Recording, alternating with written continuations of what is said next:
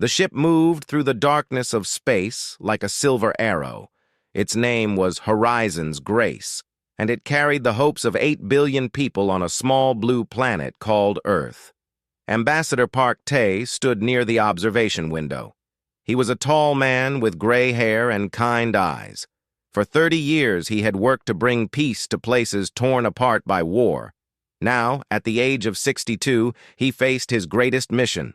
He was going to meet the Voral, the most powerful alien race in the galaxy. Captain Yoon Hana walked up beside him. She was younger, maybe 40, with short black hair and a face that rarely smiled. She had commanded warships before this mission, but today she commanded a ship of peace. "We will arrive at SciFiPrime in 6 hours," she said. Tay nodded slowly. "Are the crew nervous?" "Some of them. The Voral have a reputation." Tay turned to look at her. "What kind of reputation?" Hana chose her words carefully. "They believe they are better than everyone else. They have conquered many worlds. They do not respect those they see as weak." "And they see us as weak?" "Humans are new to space travel. We have only had faster-than-light ships for 80 years. The Voral have ruled their part of the galaxy for 3,000 years. To them, we are children." Tay smiled softly. "Then we must show them what children from Earth can do." Lieutenant Kang Junho entered the observation room. He was the head of the ambassador's security team. He was built like a fighter, with broad shoulders and watchful eyes. He did not like this mission. He had said so many times. "Ambassador, I must ask you again to reconsider," Junho said. "Our intelligence reports say the Voral High Council has been debating what to do about humanity. Some of them want to destroy us before we grow too strong." Tay raised his hand gently. "I have read the reports, Lieutenant. I know the risks." "Then why are we walking into their home with open hands? We should have brought warships. We should show them strength. If we show them weapons, they will see enemies. If we show them open hands, they might see friends." Junho shook his head. "And if they see fools?" Tay looked back at the stars. "Then history will judge me. But I believe in the goodness that exists in all thinking beings, even the Voral." Hana and Junho exchanged a look.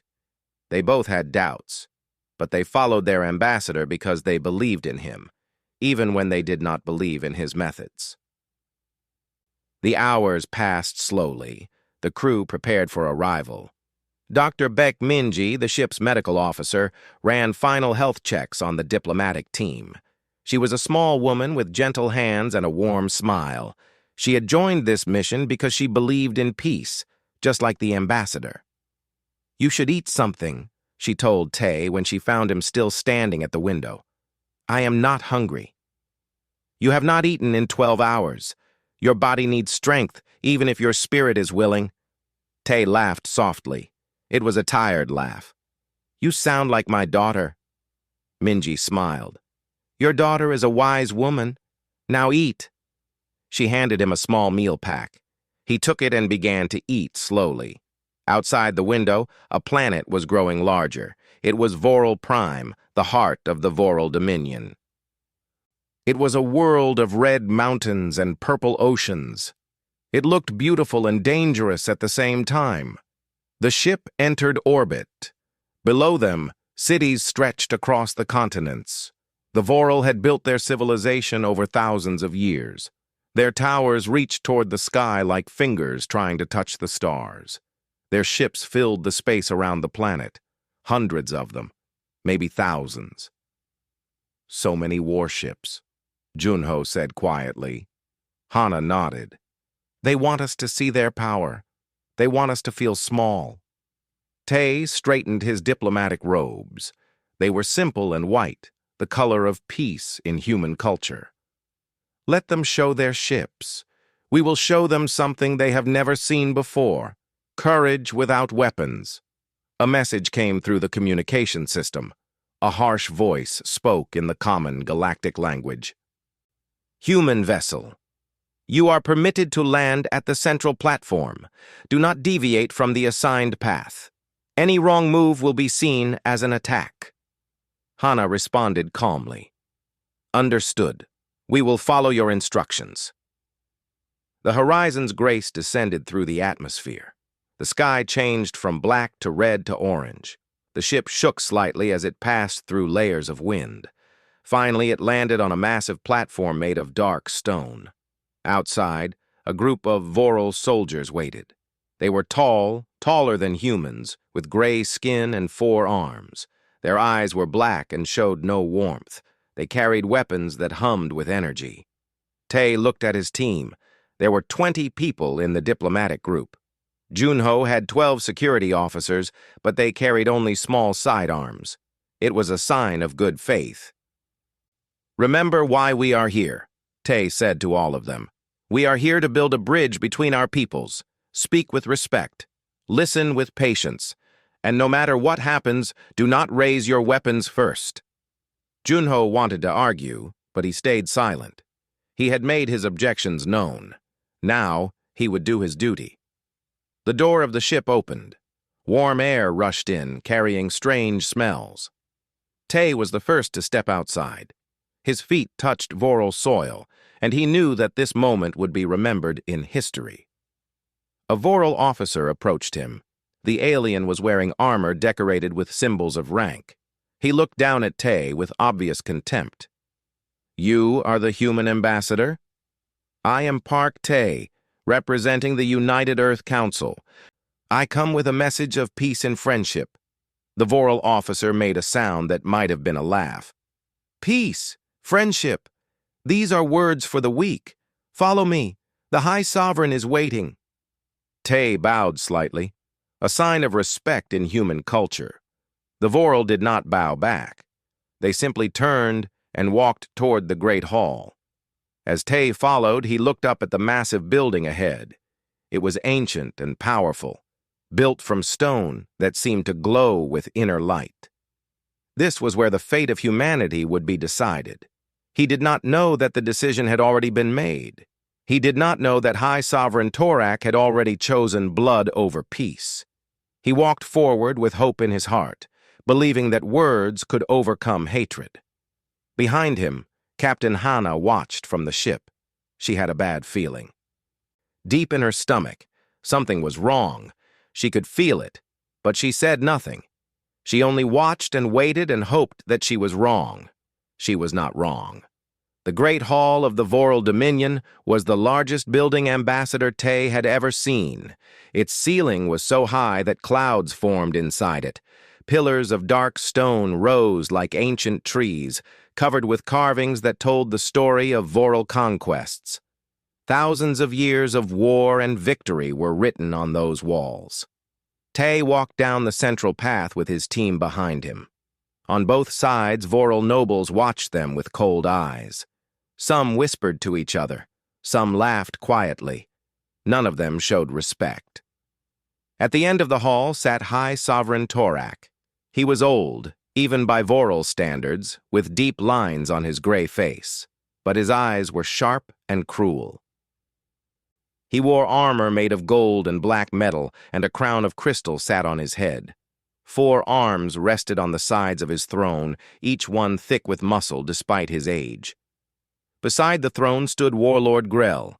He was younger and stronger, built for battle. His armor was stained with marks that Tae recognized as kill counts. This was a warrior who enjoyed death. Tae stopped at the proper distance and bowed deeply. High Sovereign Torak, I am Ambassador Park Tae of the United Earth Council. I bring greetings from the people of Earth and a message of peace. Torak said nothing for a long moment. He simply stared at the small human before him. Then he spoke, and his voice echoed through the great hall like thunder. Peace. You speak of peace as if you have something to offer. What does a species barely crawling out of its home system know about peace? What could you possibly give the Voral Dominion?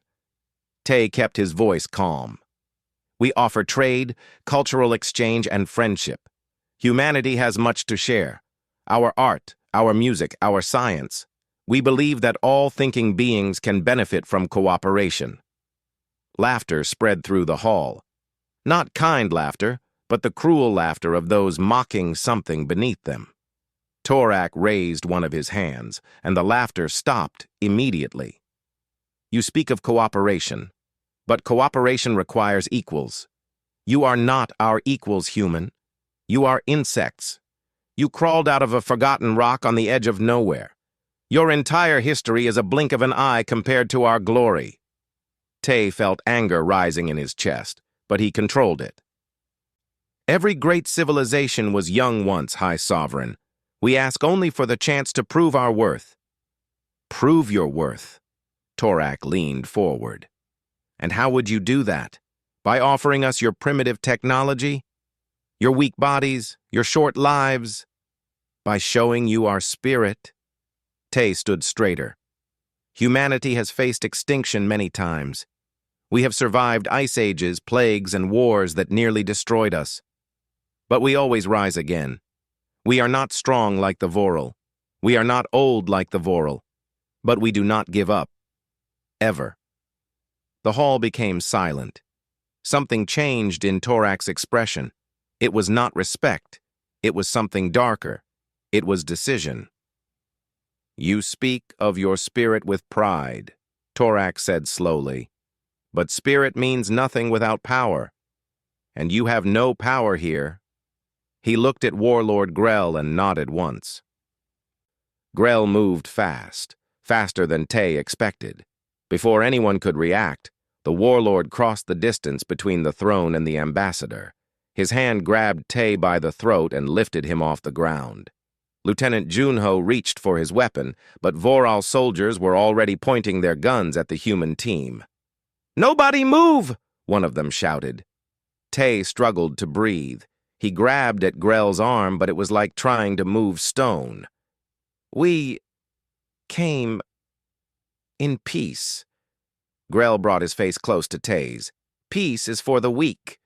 The strong take what they want. And we want your species to know its place." He threw Tay to the ground. The ambassador gasped for air, his hands on his bruised throat. Torak stood from his throne and walked down the steps slowly. The entire hall watched in silence. "I have decided what to do with humanity," Torak announced.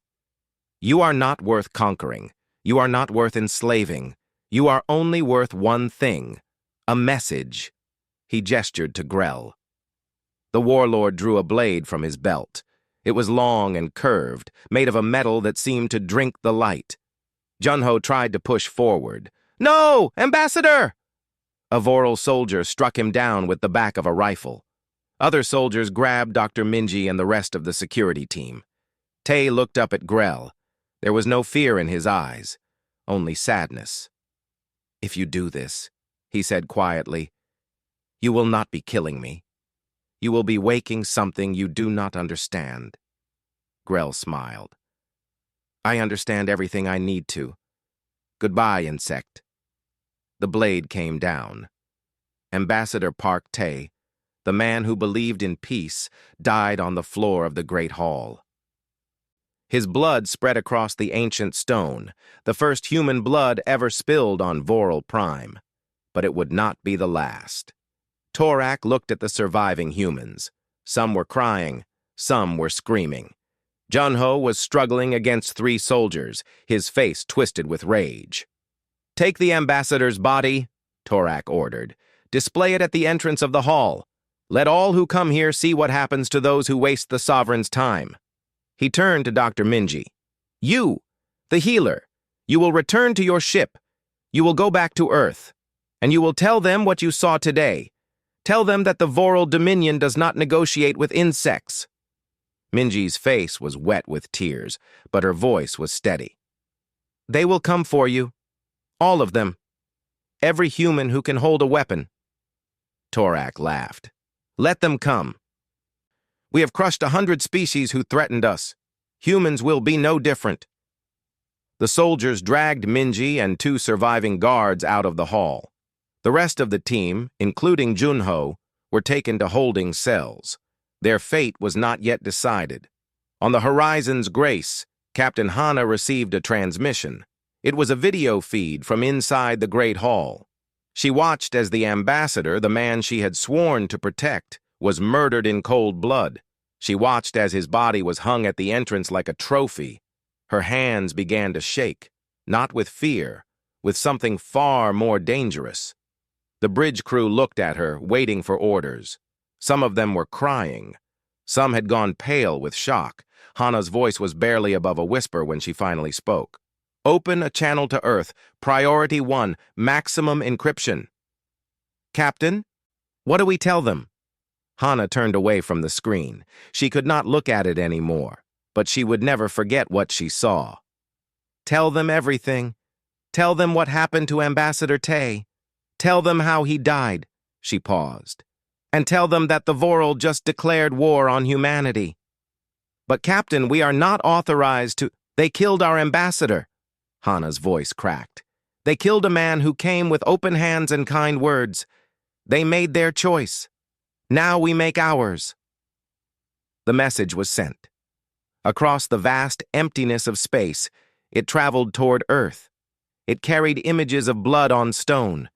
It carried the last words of a man who believed in peace. And when it arrived, when 8 billion people saw what the Vorl had done, something changed. Humanity had always been divided. Nations argued. Leaders disagreed. People fought over small things and forgot the big things. But on that day, for the first time in human history, everyone agreed on one thing. The Vorl would pay. Every single one of them. The video played on every screen on Earth. In homes, in offices, in schools, in hospitals. 8 billion people watched Ambassador Park Tay die. They watched his body hung at the entrance of the Great Hall. They heard High Sovereign Torak call humanity insects. And then something happened that had not happened in 300 years. The world went silent. No arguments, no debates, no political fighting. Every nation, every leader, every citizen looked at the same image and felt the same thing. Rage, pure and burning rage. Supreme Commander O'Day stood in the war chamber deep beneath the mountains of Korea. He was an old soldier, 70 years old, with a face marked by battles fought long ago. He had retired 5 years ago, thinking his fighting days were over. Now he wore his uniform again. Around him sat the leaders of every nation on Earth. Presidents, prime ministers, generals, admirals. They had come together in hours, faster than anyone thought possible. The usual arguments did not happen. The usual delays did not exist. Everyone knew what needed to be done. "The Vorl think we are weak," Day said, his voice heavy. "They think we are young and foolish. They believe they can kill our people and face no consequences." He pressed a button, and a hologram appeared above the table. It showed the galaxy, with human space marked in blue and Vorl space marked in red. "We have 53 colony worlds. 12 billion humans live among the stars.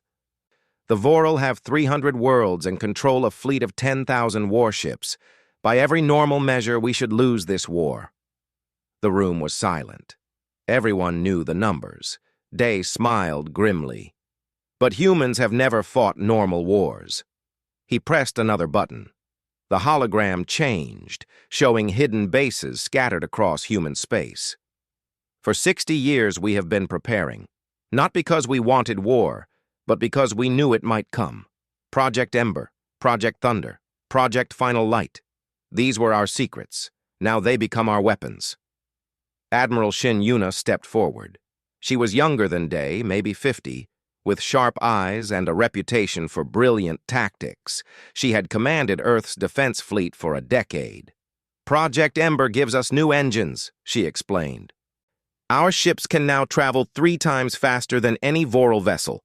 Project Thunder gives us weapons that can crack planets. And Project Final Light—" She paused. "That one, we hope we never have to use." The German president raised his hand.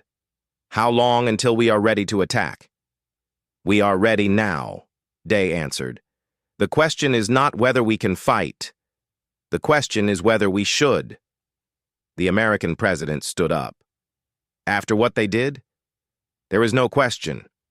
We must respond. I agree, said the Chinese premier. But we must be smart. The Voral expect us to attack in anger and make mistakes. We must not give them that satisfaction. Day nodded slowly. We will not attack in anger. We will attack with purpose. Every move will have meaning. Every battle will send a message. The Voral think they know war. We will teach them what war really means. Far from Earth, on a hidden base in the asteroid belt, engineer Jiang Wan watched his life's work come to light. For 20 years he had built ships in secret. Ships that looked nothing like the old human designs. Ships that were built for one purpose: destruction. The largest was the UES Retribution. It was 2 kilometers long, covered in weapons, and powered by an engine that could take it across the galaxy in days instead of weeks. 300 ships just like it waited in the darkness, ready to fly. One was not a soldier. He was a builder. He had hoped these ships would never be needed. But when he saw the video of Ambassador Tay's death, he felt something he had not felt in years. He felt proud of what he had built. The ships are ready, he reported to Admiral Yuna through a secure channel. All 300 are fully armed and operational. Excellent. Begin moving them to the staging point. We launch in 48 hours. On the colony world of New Seoul, Sergeant Lee Bora gathered her unit. They were shock troopers, the best of the best. They had trained for years in secret, learning to fight in ways that no alien species had ever seen. Bora was small for a soldier, but fast and deadly. She had grown up on the frontier, where humans faced danger every day. She knew how to survive when others would die. You all saw what happened, she told her soldiers. You all know why we're here. The ambassador believed in peace. He believed in talking, and they killed him for it. She lifted her rifle. We believe in something else. We believe in making them regret what they did. Her soldiers cheered. It was not a happy sound. It was the sound of people ready to fight and die for their species. Back on Earth, Dr. Minji walked into the war chamber. She was still wearing the same clothes from HFY. She had refused to change until she completed her mission. The room fell silent as she entered. Everyone knew who she was.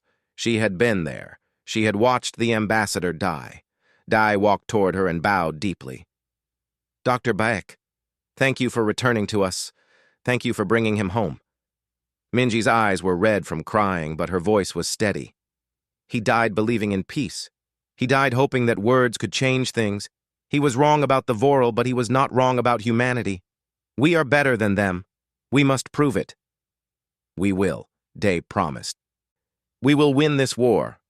And when we do, we will show the galaxy what happens when you wake the sleeping dragon. Minji handed him a small box.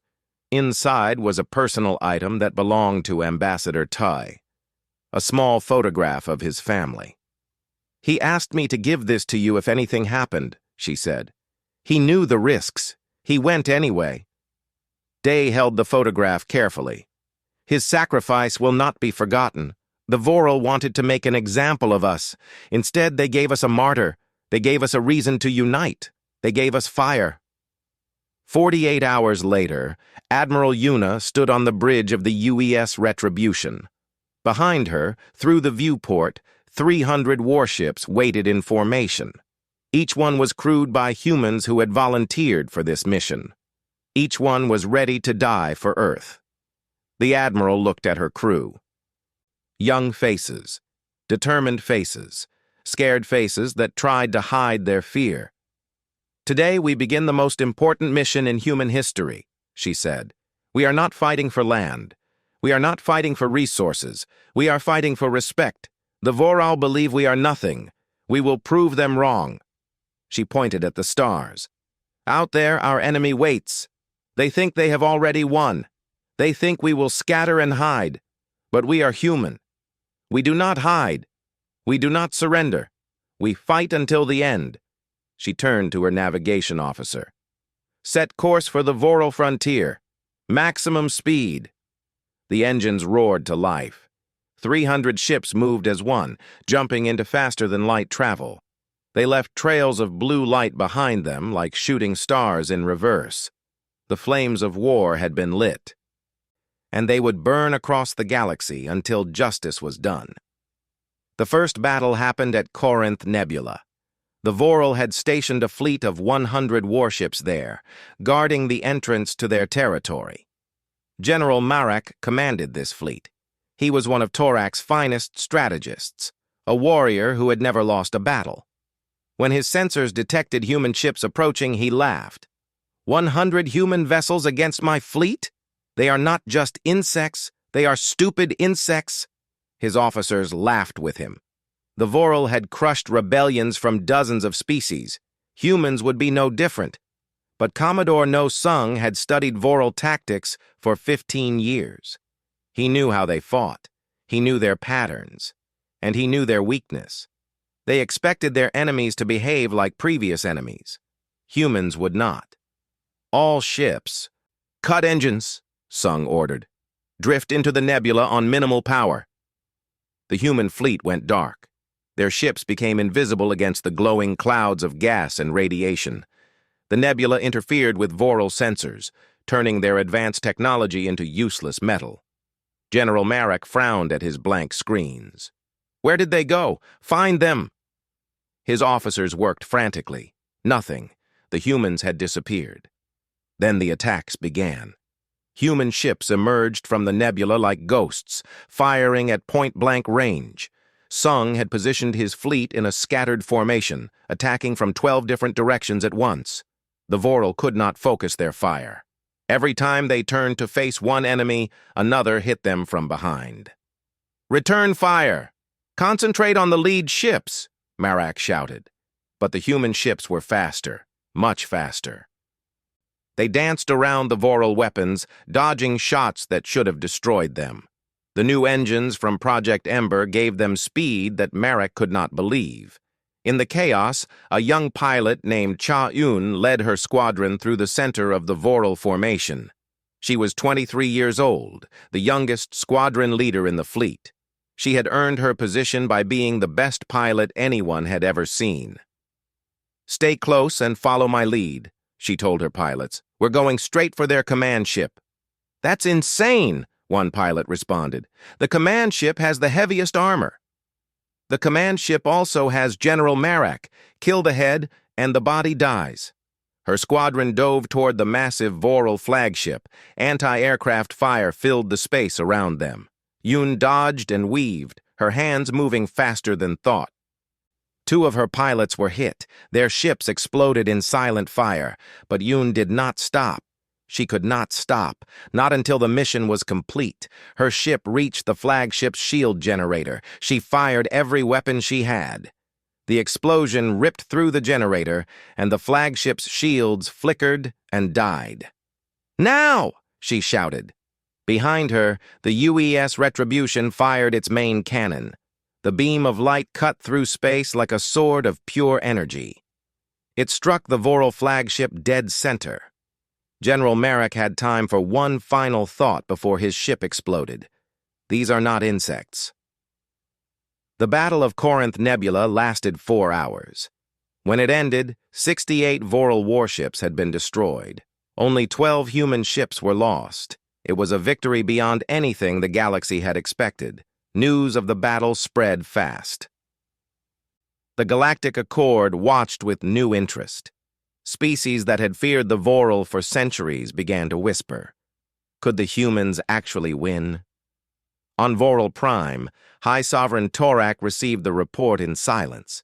His 4 hands gripped the arms of his throne until the metal bent. "One fleet lost means nothing," he said finally. "Send reinforcements. Crush them." Warlord Grell stepped forward. "High Sovereign, the humans are faster than our ships. Their weapons are more powerful than we expected. Perhaps we should..." "Should what? Ask for peace?" Torak's voice dripped with contempt. "We killed their ambassador. There will be no peace. There can only be victory or death. Send more ships. Send all the ships you need." But the ships he sent were never enough. The second battle happened at the Voral mining world of Torask. Commodore Sung's forces destroyed the entire defense fleet and captured the planet in 3 days. The human ground troops, led by Sergeant Bora, fought with a ferocity that shocked the Voral defenders. Bora's unit was called the Ghost Company. They moved through Voral lines like shadows, striking fast and disappearing before counterattacks could find them.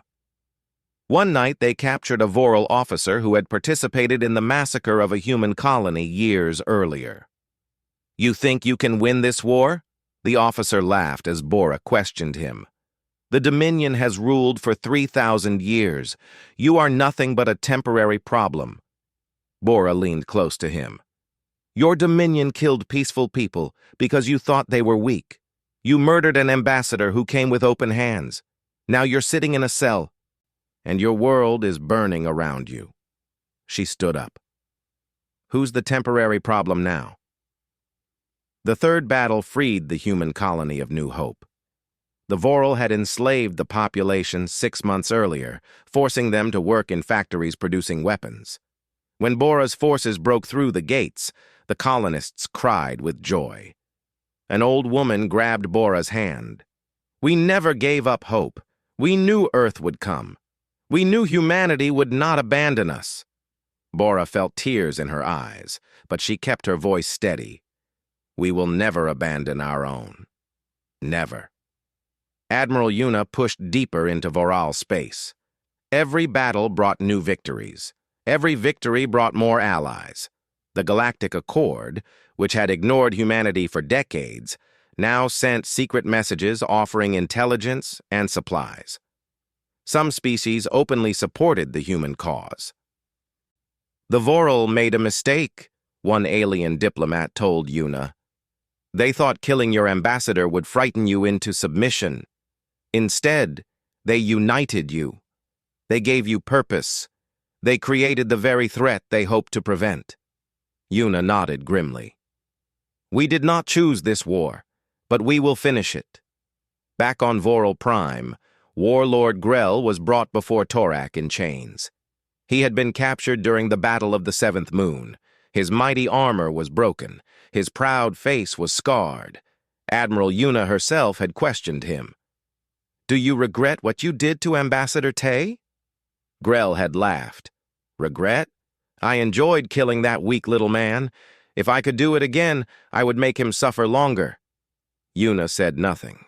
She simply walked to the window and opened the blinds. Outside, the sky was filled with human warships. Thousands of them. They had come all the way from Earth, and they had brought fire with them.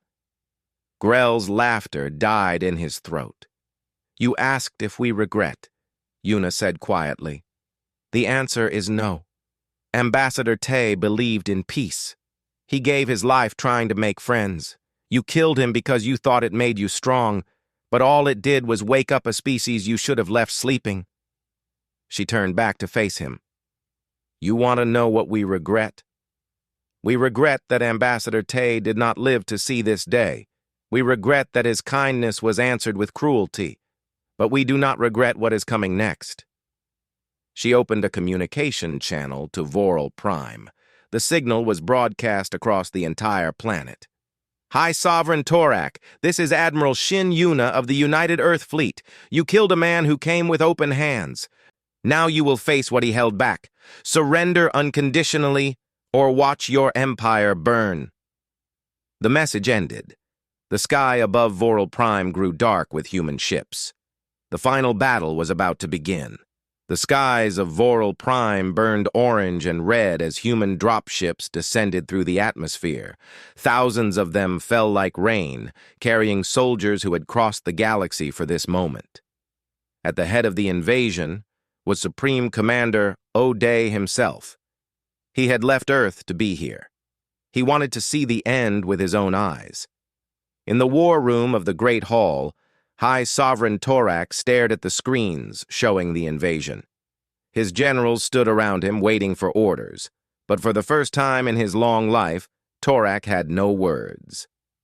"High Sovereign," one general said carefully, The human fleet has destroyed our orbital defenses. Their ground forces are landing in 7 locations. We cannot stop them all. Then stop what you can, Torak replied. His voice was weak.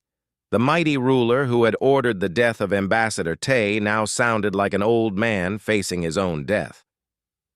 Perhaps we should negotiate, another general suggested. The humans might accept our surrender if we... No, Torak stood from his chair. I am the High Sovereign of the Voral Dominion. I have ruled for 200 years. I do not surrender to insects. He walked to the window and looked out at his burning city. Human soldiers were already fighting in the streets below. They moved fast and with purpose. They did not waste time or energy.